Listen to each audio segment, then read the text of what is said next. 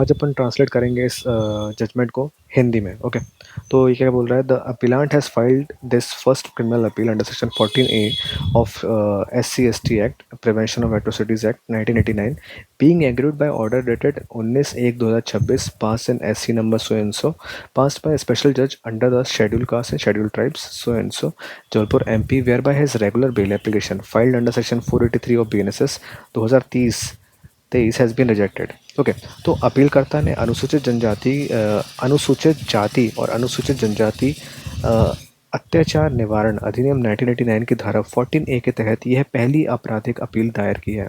वह जबलपुर, देखो 14A क्या है? 14A बताता है अपील कि अगर कोई भी स्पेशल कोर्ट या इसके द्वारा कोई भी अगर ऑर्डर होता है जो कि स्पेशली इस SC/ST के रिगार्डिंग कोई भी मैटर सुनते हैं, स्पेशल कोर्ट्स जो बनाई जाती है, तो उसकी अपील डायरेक्ट हाई कोर्ट में भी की जा सकती है।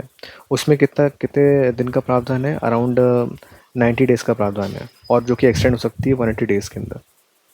और इसको शायद डिस्पोजल का कुछ उसमें वो भी दिया है, 14A में दिया है कि 3 मंथ्स के अंदर इसको डिस्पोज करना पड़ेगा ऐसे मैटर्स को, जो भी हाई कोर्ट में आएगी। ठीक है, फिर उसके बाद क्या बोलता है ये के तहत यह पहली आपराधिक अपील दायर की गई है। वह जबलपुर मध्य प्रदेश में अनुसूचित जाति और अनुसूचित जनजाति अत्याचार निवारण अधिनियम के तहत विशेष न्यायाधीश द्वारा सो एंड सो नंबर में 19/1/2026 को पारित आदेश से व्यथित है, जिसके द्वारा BNSS 2023 की धारा 483 के तहत दायर उसकी नियमित जमानत अर्जी खारिज कर दी गई थी। ठीक है, now the appellant has been arrested on 11/9/2025 relating to FIR crime number so and so, registered at police station so and so, for offences punishable under section 103, 238, 35 of BNS 2023 and section 325 and 32VA of scheduled caste and scheduled tribes। ठीक है, तो ये क्या बोलता है? अपीलकर्ता को FIR अपराध क्रमांक सो एंड सो के संबंध में 11/9/2025 को गिरफ्तार किया गया था। यह मामला भारतीय न्याय संहिता 2023 की धारा 103 तो पता है अपन को, दैट इज़ मर्डर। तो इसमें कितने तक की सज़ा है? डेथ से इम्प्रिजमेंट फॉर लाइफ तक की सज़ा है, और फाइन भी हो सकता है। ठीक है, नाउ 238 क्या बोलता है कि अगर कोई भी ऐसा लाइक कॉज कर रहा है, डिसअपीयरेंस ऑफ एविडेंस, उसको छुपा रहा है, ऐसे ऑफेंसेस हैं, और या फॉल्स इन्फॉर्मेशन प्रोवाइड कर रहा है किसी और को अपराध में फंसाने के लिए। ठीक है, तो अगर कोई ऑफेंस है, मतलब ऐसा कोई ऑफेंस है जो कि उसको पता है कि वो पनिशेबल विद डेथ है, तो उसको पनिशमेंट मिल सकती है 7 साल तक की। अगर उसको पता है कि भाई वो ऐसी सज़ा है इम्प्रिजमेंट फॉर लाइफ या 10 साल तक की सज़ा है, तो उसको पनिशमेंट होगी 3 साल की। और अगर उसको पता है कि भाई imprisonment not extending to 10 years है, तो उसको 1/4 of the term of longest term उसको मिलेगी। ठीक है, उसका 1/4। ठीक है, और फिर उसके बाद क्या बोल रहा है?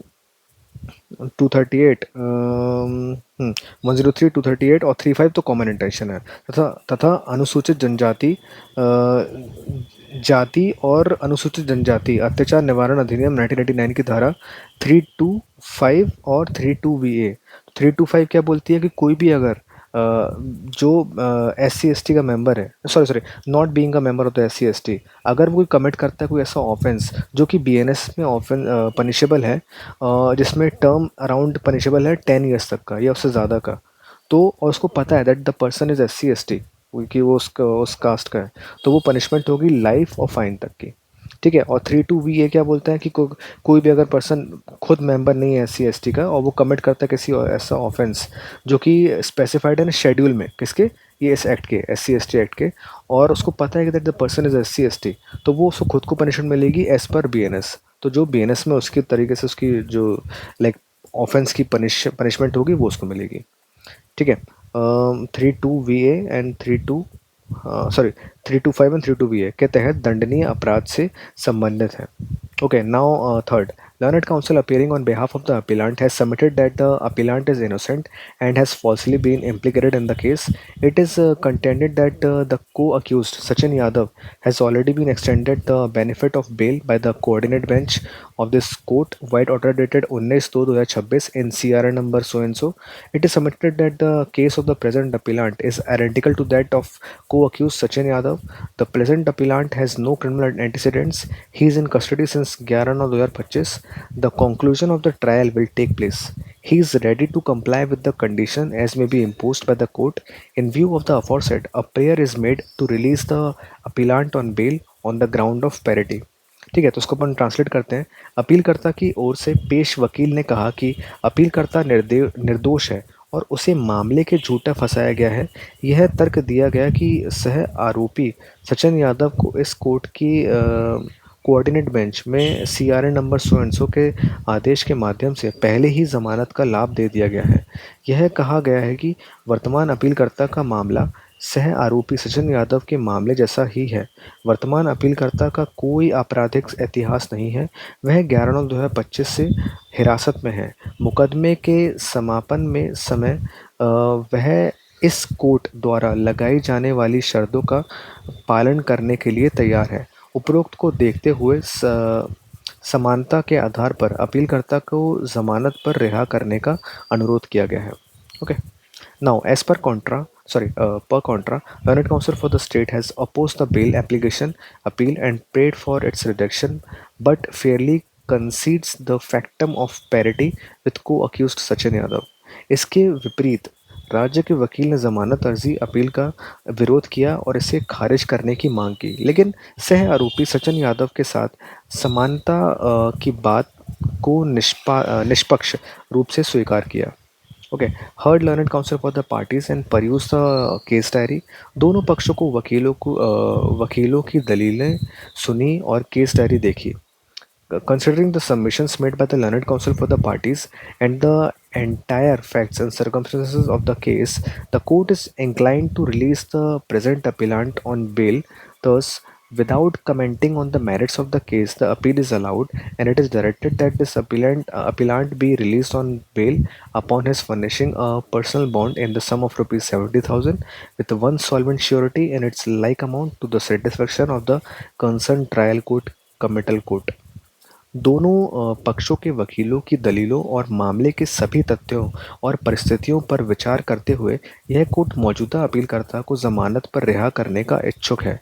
इस प्रकार मामले के गुण दोष पर कोई टिप्पणी किए बिना अपील स्वीकार की जाती है और निर्देश दिया जाता है कि अपीलकर्ता को संबंधित ट्रायल कोर्ट कमिटल कोर्ट की संतुष्टि के अनुसार 70,000 रुपए का पर्सनल बॉन्ड और उतनी ही राशि की एक सॉल्वेंट ज़मानत करने पर ज़मानत पर रिहा किया जाएगा।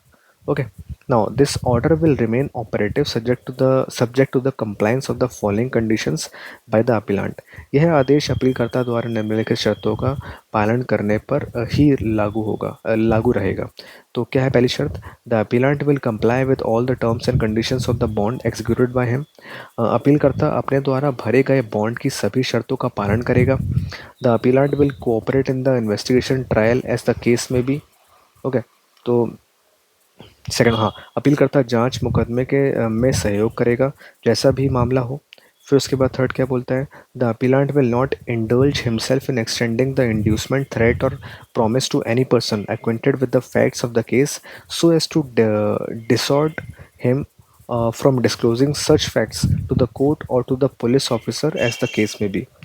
अपीलकर्ता मामले के तथ्य के परिचित किसी भी व्यक्ति को कोई लालच, धमकी या वादा नहीं देगा ताकि उसे कोर्ट या पुलिस अधिकारी के सामने ऐसे तथ्यों का खुलासा करने से रोका जा सके जैसा भी मामला हो।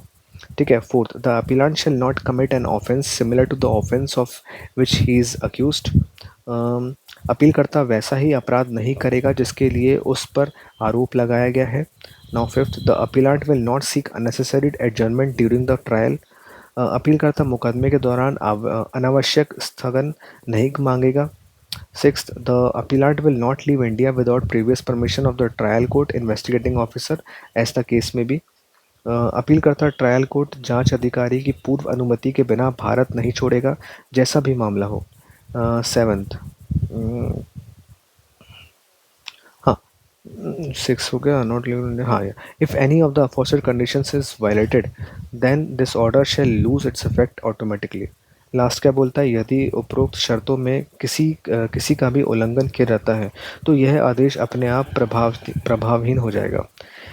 नाउ एट, मतलब ये तो अलग है। Copy of the order be sent to the trial court concerned for compliance by the office of this court, certified copy as per rules. इस आदेश की एक प्रति इस कोर्ट के कार्यालय द्वारा संबंधित ट्रायल कोर्ट को अनुपालन के लिए भेजा जाएगा, नियमों के अनुसार प्रमाणित प्रति। Okay, so thank you.